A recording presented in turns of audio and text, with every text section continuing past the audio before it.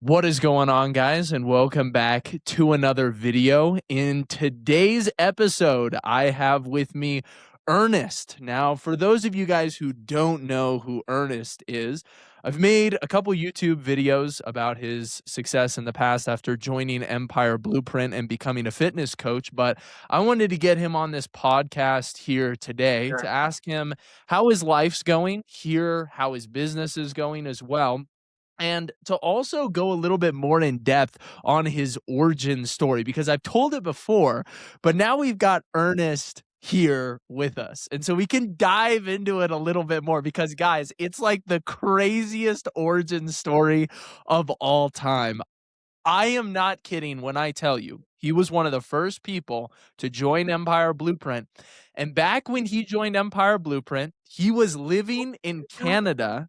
He was living in an apartment where he was legitimately paying all of the money that he was making every single month towards living in this apartment. He was in person training.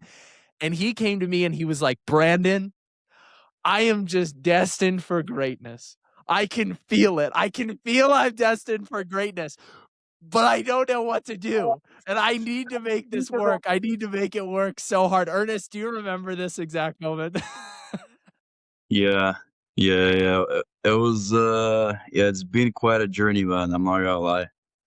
Yeah, dude, it has been incredible. So tell us exactly what your situation looked like back when you first started. You were working at the gym. Where was your head at? Well, to be completely honest with you, man, like I knew I was a good trainer. I knew I was a Mhm. good coach. So like just having the conversation with you, like it just made me take a leap of faith and actually bet on myself. So that was the turning point for everything. Yeah, And that's just like the raw, brutal honest.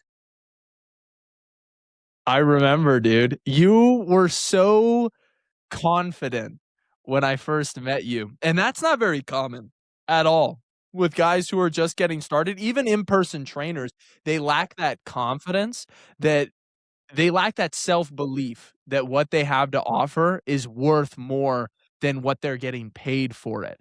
And I think that that's one of the reasons why you've become so successful is because you've had that belief since the very beginning. And so for somebody that's in a similar situation to you, like living in Canada, and I remember you hated it. You kept saying over and over again, you're like, "Dude, I gotta get out of here." You're like, "I gotta get out of this gym. I gotta like everything's holding me down. All these payments every single month they come through, and they just literally take all my money. Living here is so incredibly expensive." What would you recommend to somebody who's kind of in your similar situation? They're scared to take a bet on themselves and really go out there and see if they can make a name for themselves with their own fitness coaching business. I think if they don't already have something going on with the online, they should definitely start posting, doing something because it takes time. Like it definitely takes time. Yeah. And I remember specific moments along the journey where you texted me or you texted the Empire Blueprint group chat and you were freaking out a little bit. You were like, nothing is working. I'm trying so hard. Nothing's working. What were you feeling during those moments, and how did you push through? Because so many people just fall right off the rails as soon as they get, like, a couple months in, and they're like, "I haven't gotten any traction. What do I do?" Yeah, no, it's definitely a lot easier when you have a group with you, like-minded guys, everybody's on the same page, and you also have resources. Like everything Mhm. you've given us, all the talks you've had with us, like it definitely helped. And it Mhm. also like just sped up the process. Like I would have honestly speaking, I would not even take a leap of faith and bet on myself if we didn't have the discussion. But Yeah. besides that, I wouldn't know like what roughly to start posting. Like all these formats, like the talking heads, the top of Mhm. funnel physique stuff, all the stuff you told us to do. I've tried everything myself, implemented it, and I just taking data. I'm like, okay, this is working, this is not working, and then you just rinse and repeat the stuff that works. Yeah. So as you can see here, you've grown your page to 15,000 followers now. You always had a great physique, and I remember back in the day, you competed for the first time. And so you got shredded for that first time, and how did that affect your content? Just like getting this kind of physique right here that you display in all of these transformation videos. How did that affect your own confidence? And then how did that affect your audience? This was actually the second bodybuilding show, but it was Mhm. the first like proper cut, like with a coach. Yeah. And honestly, like these videos, they carried the entire page, if I'm being Mhm. completely transparent here. Like these transformation videos and showing people the end result, Yeah. they they actually generated all the followers and views. Mhm. And you know what's funny, Ernest, is I think that a lot of fitness coaches get in their head because they think that they don't have enough muscle to, like, look really good for social media. But the truth is, you yourself, even, like, when you're bulked up and when you're chubby, I mean, you don't look that impressive, like, no offense, but when you're bulked up, when you're a higher body fat percentage, you know, it's not a physique that's like Instagram worthy, but you cut down to a very low body fat percentage. And then all of a sudden, now you're getting all this traction. People trust you so much more. Your authority is there because you've got this physique that just so clearly requires nutritional mastery in order to achieve. And I think that that's what's so powerful about it. I think a lot of people get in their head because they're like, oh, dude, I'm not that big. I'm not that big yet, Brandon. I'm not as big as you. You know what I'm saying? But at the same time, Ernest, I mean, you're a guy that, you know, is not the biggest guy in the world, but you've got just good insertions, you've got good abs, and you're really good at dieting to get down to that body fat percentage where you can actually see it, where you can actually capitalize on it. So, I think that just getting overall leaner is one of the best things that you can do as somebody who's, like, trying to succeed in this space because it really shows that nutritional mastery. Wouldn't you agree? No, 100%, 100%. And I have also one thing I did want to say. There's so many guys that are way younger than me and you, and they Mhm, just for the first time they grow their page, and then all of a sudden they're like fitness coaches and they have their own business. mhm. So if there's guys that are already trainers and they're not posting and they have a good physique, they're missing out for sure. For Yeah. sure. Completely. I totally agree with that. It's insane, and it's taking that extra leap of faith and deciding, "Hey, I'm gonna get really, really lean." You know, I'm gonna show my abs, I'm gonna show that I can, like, achieve this physique specifically because of the diet that I have. It goes to get you more clients, your clients trust you more, and it doesn't matter if you're freaking victim weight, you know, it doesn't matter if you're 140 pounds, like, what matters is the fact that you're freaking lean and you're shredded. That is a form of, like, showing nutritional mastery that you know exactly what you're talking about when you can post those videos and show how lean you get on a regular basis. So, Ernest, when you were first joining Empire Blueprint, you were really, really struggling because you were going through a lot of different things in your life, and you had a girlfriend, like, back in Canada, and if I remember this correctly, she basically said, "Ernest, if you leave, we're over," but you were like, "I need to get out of here. I need to chase my dreams." Isn't that right? Yep, yep. Tell us a little bit about that. How did you decide, like, "Hey, I'm legitimately going to walk away from this relationship in order to move to Bali, in order to move across the world and pursue my dreams of being a fitness coach?" Bro, funny enough, I didn't even speak about this with my own audience. So This is as raw as it gets. yeah, yeah, yeah. But yeah, we were still in touch, like 2, 3 weeks me being in Bali, and then obviously ended. Mhm. But like I knew something needed to change. Like it was just like the same thing day after day, month after month. There was like a very limited ceiling when you're coaching people, and you know this yourself. The only way you can actually make more money is if you start doing like boot camps where you start charging higher prices, like, but you're Mhm, still very limited to the time you have in your day, and you're not mhm, gonna and the be. majority of your income goes to the gym still. Yeah, yeah. And let's say somehow you manage to train 8, 9 guys every single day. Yeah. That's very taxing because you go Mhm, home and you gotta do the nutrition plans, the mhm. client, everything. Yeah, that is very, very difficult. Yeah, in-person personal trainers, it's not the way to go. I'm a proponent of having like a little bit of it here and there because it's nice to have that physical interaction and sometimes it's nice to spend a little bit of time in the gym, but it is not something that you want to be doing over a very long, extended period of time. I remember just having 4, 5, 6 back-to-back sessions with people and you just start to get increasingly grumpy like as time goes on and you're just more short and you're more annoyed with like the other clients that are coming in because you're like, dude, I have been doing small talk and I've just been talking with people for like 6 7 hours straight just walking around this same gym, and it does, dude, it gets into your head, especially when that Terrible. gym is a place where you normally go to disconnect and like find peace. You know, you kinda go there for your workouts, for your meditation, and when your work, like, almost invades that, it makes the gym not feel like as comfortable of a place anymore. 100%. I was literally working out in different gyms just for that reason. Like I started hating the fact that, like, even though, yes, I enjoy giving out tips and advice, people are coming up to me during workouts and trying to talk to me, and I can't, like, like, focus on myself.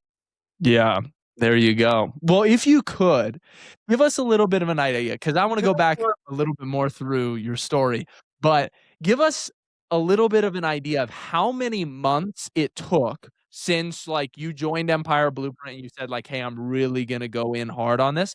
How many months did it take before you hit your first five-figure month? So $10,000 plus.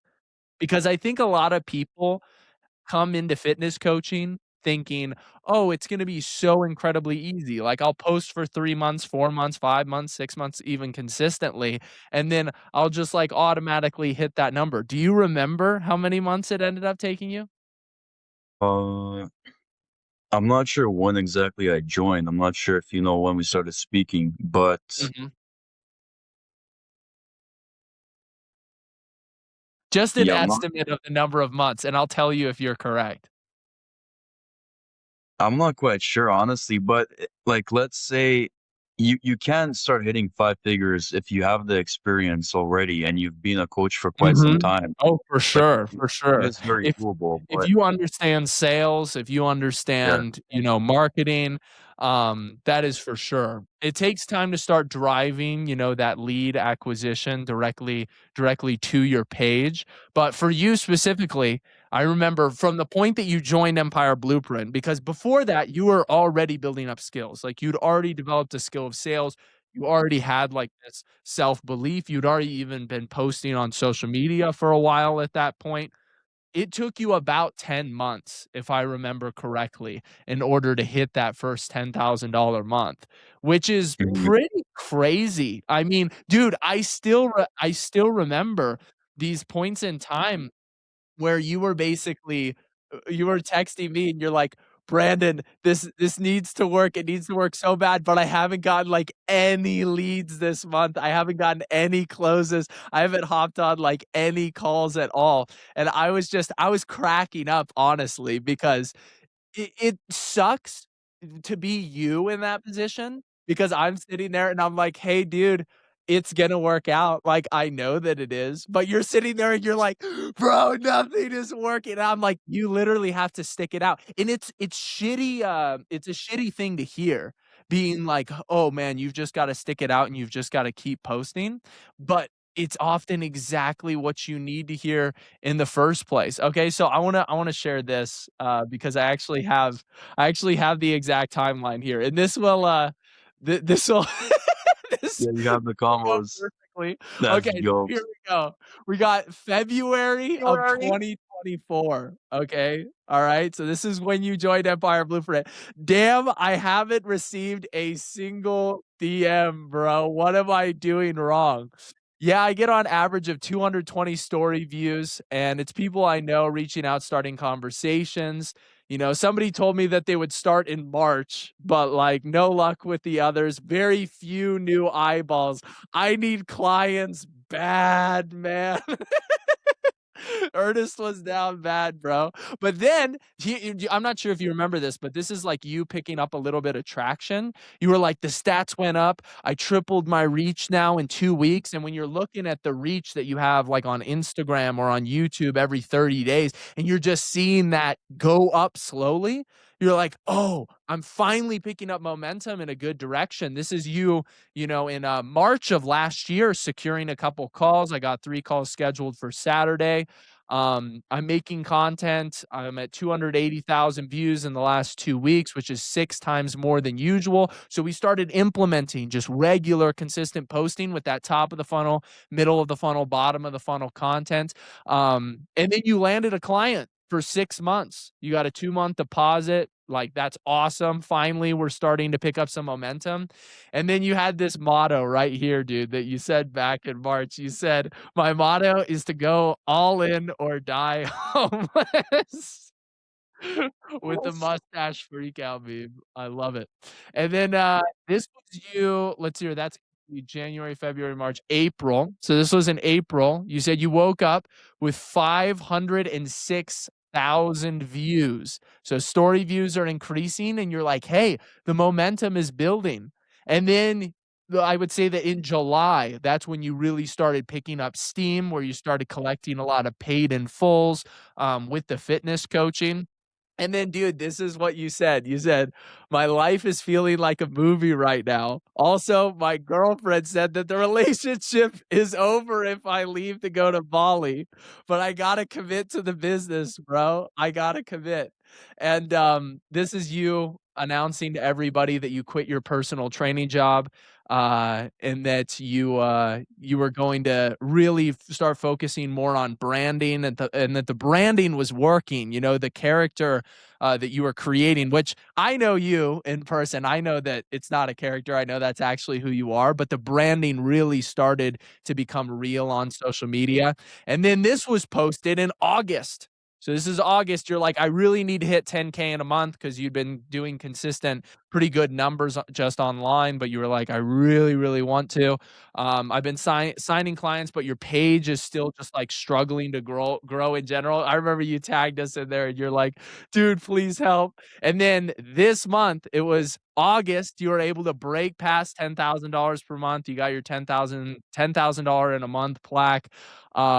And dude, it is so funny to see back where you started with this entire thing, where you were just a personal trainer that was wanting for so much more. You know, it started with that want of being like, "Hey, I can't do this whole in-person thing. I don't wanna be tied down. I wanna go travel the world." So could you give us a little bit of insight into deciding to take that leap of faith and go travel? Did you feel like that was just exactly what you needed looking back on it? Yeah, 1,000,000%. 1,000,000%. Why was No, it so important that you remove yourself from that environment as a whole in Canada? no, that is exactly why I even left, because it's all about your environment. And I'm sure that's also why you are where you are right now, Mhm. because it allows you to grow, it allows you to be focused, tunnel visioned on your own thing. And when I Completely. was in Canada, like there was really nobody around me that had the same mindset, the same like even perspective on life. Everybody was just like, ah, okay, cool. I'm just going to my job. I'm doing my thing, working out. That's it, and that's the only way I see myself living. Yeah, that is pretty wild. It helps a lot to have other people around you that are absolutely devoted to seeing that progress in their own lives as well. And where are you currently living at? Thailand, So you're Bangkok. nice. So you're in Thailand right now. You're still running your business, and how have things been going thus far? Have you continued to just see really, really good progress? Have there been quite a few ups and downs? What has it been looking like? No, no, there's definitely ups and downs, man. Like there were multiple months where I basically lost out money because, of course, I Wow. got living expenses. Like Mm. there's one thing that happened that I don't really want to get into, but it was like travel related. Yeah, I remember you mentioning something like that. Yeah, like travel So, related issues, those have gotta be really difficult. yeah, Gotcha. Okay, so there not are ups and smooth downs sailing. for sure, and I still experience ups and downs, you know, when it comes to my fitness coaching business, and I've been doing this for a very, very long time. You know, it's very, very difficult to hit a number, like an all-time high number, and then fight to keep that number consistent over a long period of time. It's very, very difficult. And I think that one thing that people think is that like, "Oh, yeah, once I hit this once I hit, like, this first 10K month, it's all gonna be, like, sunshine and rainbows." No. What hitting the first 10K month does is it represents to you that, "Hey, like, I have the skills to make this happen now." But at the same time, in order to hit that number consistently, you need like a next level of discipline and a next level of like investing in your audience and providing a ridiculous amount of value. Do you feel like, you know, well, first of all, I'll ask you this question. How many clients do you currently work with? 15. Nice. So you currently work with 15 clients. And as of right now, is your goal on social media just to get new people in the door, or do you feel like you primarily focus on value, or is it a pretty good balance of both? It's a pretty good balance of both. Like there's the top of funnel content, but there's also the talking videos. Mhm. So Yep. just like trying to speak to followers, understand who my audience is over and over again, and make Mhm. videos specifically to them. Mhm. Gotcha. And you charge a high ticket price for your fitness coaching. Where are you at right now in terms of how much you charge them? Yeah, it's a lot higher than before. It's on Gotcha. average like the minimum is about 400 a month. Gotcha. So minimum 400 a month, usually coming in Yeah. paid in full, so usually like $2,500 ticket. Right now, what would you say to somebody who's really struggling to charge that amount for their coaching because they think, "Maybe I'm not worth it, like, I don't really, like, I can't charge that much. Who would ever pay this amount of money for fitness coaching?" What would you say to somebody in that situation? Honestly, I think charging less is actually more hurtful because people don't take it as seriously and they think it's like a Netflix subscription.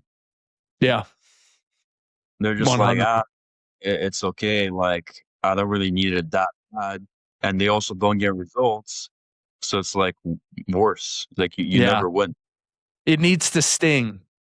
The Yeah. price needs to sting because the pain of staying the same is also going to sting. And so if you don't also have a path lined out for them that requires them, that forces them to really step into that new personhood and take that leap of faith and actually do what you're telling them to do, like they're not going to see the type of progress that they should see. And I think that that's one of the most important things is that people don't understand perceived value. And the fact that Ernest, you right now, you've got this really cool Instagram page that you've cultivated, you know, through the type of content that we've taught you to post and like how consistent you've been with it. You've got this really cool Instagram. Imagine if this guy reached out to you, this guy who's, you know, good looking, he's well spoken, he's got a deep, low voice, he's got great six pack abs, and he makes like fun, energizing, like masculine content. Imagine if this guy reached out to you and was like, yo, pay me $100 for fitness coaching. Like, how would you look at that product? Yeah, yeah, no, it's definitely a game changer to charge a little bit more, but also just to show up in a different way through Mhm, content, through the way you speak. Because, like, honestly speaking, I'm not even sure how I signed clients like back when we first started. It makes no mhm. sense to me. Yeah, because of the fact that you weren't engaging the audience very well. No, no, no, like I Is that what still you're signed saying? clients, and the content was not even good. Like, I'm Yeah, looking back that's what now, I'm and saying. I'm like, The content was extremely lacking. You weren't showing your personality at all. You weren't showing that much personality. Like, there wasn't a lot of branding, you know? You weren't you were just kinda, like, posting as, like, a dude, you know what I'm saying? But now, when people see yeah, your content, don't they resonate with it? Like, how much have you noticed a change in just the interactions that people have in the DMs that you receive? yeah, 100%. Content is everything, and like I wish I I spoke to other coaches more often, and I spoke Mhm, to guys doing extremely well more often, just to mhm. understand the way they think and the way they move, and like Yeah, why they post the stuff that they're posting. yeah, Because I started to realize like everything is very intentional, like everything is actually like planned in a yep, way. very much. The way you speak, the way you dress, like the things you're even speaking about in your content.